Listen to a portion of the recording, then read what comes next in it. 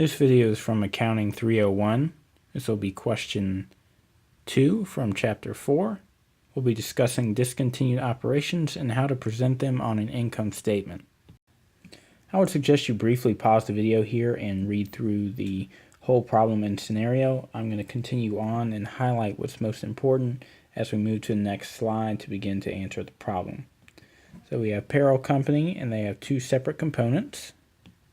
They have manufacturing farm equipment and office supplies.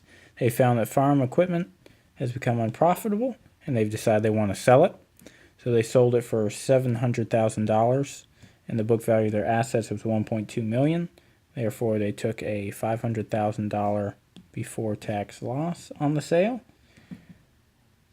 And we see further down during the year, its operating loss was $140,000, which is also before tax. That's from the beginning of the year till they sold it at December 15th. We need to know for the income tax benefit that our income tax rate is 50%, and then their after-tax income from continuing operations is $425,000. We'll need that for the presentation of the income statement as well. So then it tells us what we're required to do is prepare an income statement for year one beginning with income from continuing operations and include appropriate EPS disclosures assuming that 100,000 shares of common stock were outstanding through the year. So we'll need to do certain EPS disclosures and we'll be using 100,000 shares of common stock. At the top here we have the same information that we were given in the slide before. I've just went ahead and highlighted everything again for our reference as we go through the problem. Looking at the income statement here, again, this is a partial income statement, so we're only looking at from the income from continuing operations down below with our discontinued operations, and then we will also present earnings per share. So starting with income from continuing operations that's given in the problem, $425,000, we can go ahead and put that in.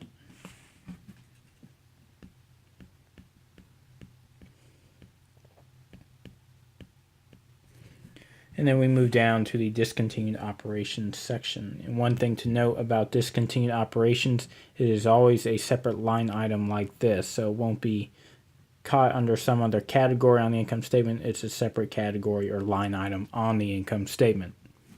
So first we need to find the loss from operations of the discontinued component, which is the farm equipment. Again, the office supplies, since they're not being discontinued, are obviously the continuing part in that income. So we're looking at the farm equipment. So we know from the problem that they had a before tax loss of $500,000 on the sale of the component. And on top of that, they also had $140,000, which was their operating loss, again, before tax for the year up to December 15th when they sold the actual component. So we need to account for both losses. So what I've done is just put down here a little formula, if you will. So we had the loss on the sale. Oh, excuse me, it should be a 5. We had a loss on the sale of $500,000. And we add the operating loss for the year, which is $140,000. That gives us a grand total of $640,000. And that's what we'll put for the loss from operations of the discontinued component. So after that, we now want to find what our income tax benefit is. Because we have a loss, we're getting a benefit from not having to pay that sort of income tax. So what we do simply is we take this loss and multiply it by the 50% to find our income tax benefit. And again, that 50% comes from the income tax rate that's given in the problem. So we multiply by 50%.